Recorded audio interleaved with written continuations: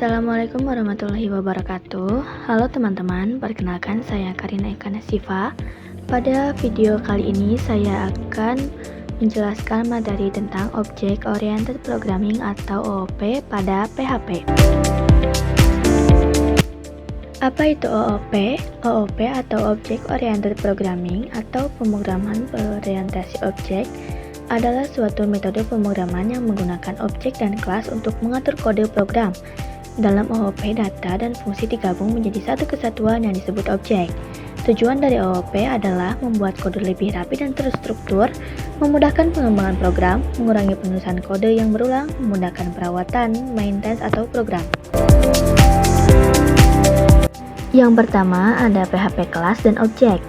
Kelas atau class adalah sebuah cetakan atau blueprint yang digunakan untuk membuat objek. Di dalam kelas terdapat data yang disebut sebagai properti, dan fungsi yang disebut method adalah method. Kelas digunakan agar program yang kita buat lebih terstruktur, mudah dikelola, dan cepat digunakan kembali.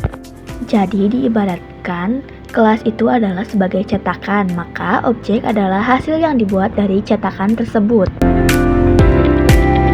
Nah, pada contoh codingannya di sini saya membuat kelas bernama motor yang memiliki dua properti. Dan ini adalah contoh codingan dari PHP kelas dan objek. Dan ini adalah hasil output dari codingannya, yaitu merek motor sama dengan Honda, varian warna motor yaitu warnanya hitam. Yang kedua ada PHP konstruktor. Konstruktor adalah metode khusus dalam OOP PHP yang akan diotomatis dijalankan saat sebuah objek dibuat menggunakan kata kunci neo. Konstruktor digunakan untuk memberikan nilai awal pada properti objek sehingga proses pembuatan objek menjadi lebih mudah dan kode menjadi lebih singkat.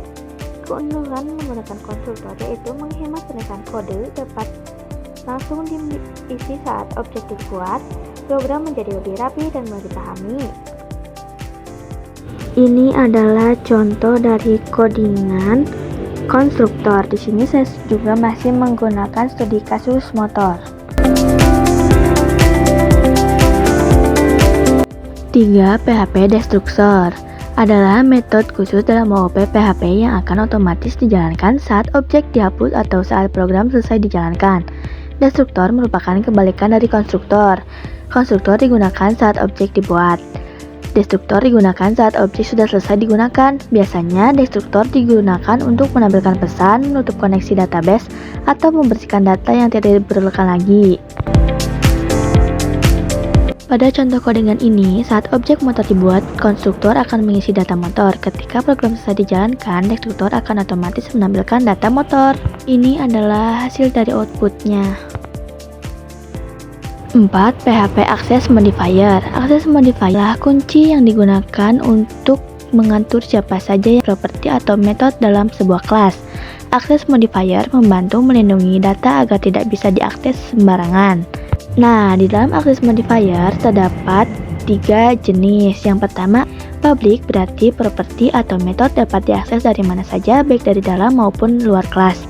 Yang kedua, private. Berarti properti atau metode hanya dapat digunakan di dalam kelas yang sama. Properti private tidak bisa diakses langsung dari luar kelas. Dan 3. Protected, yang berarti properti atau metode hanya dapat diakses oleh satu kelas itu sendiri dan hanya kelas turunannya saja. Dan ini adalah contoh codingan dari Access Modifier bagian jenis public. Di sini saya juga masih sama menggunakan studi kasus motor. Dan ini adalah hasil dari codingannya. Dan ini adalah jenis yang kedua, yaitu jenis private. Dan ini adalah hasil outputnya. Ini contoh codingan dari jenis yang protected. Dan ini adalah hasil outputnya. Lalu yang kelima ada PHP Inheritance. Inheritance adalah konsep OOP yang memungkinkan sebuah kelas mewarisi properti dan metode dari kelas lain. Kelas yang memberikan warisan disebut parent class, sedangkan kelas yang menerima warisan disebut child class. Inheritance digunakan agar kita tidak perlu menulis kode yang lama berulang kali, sehingga program menjadi lebih singkat dan mudah dikelola.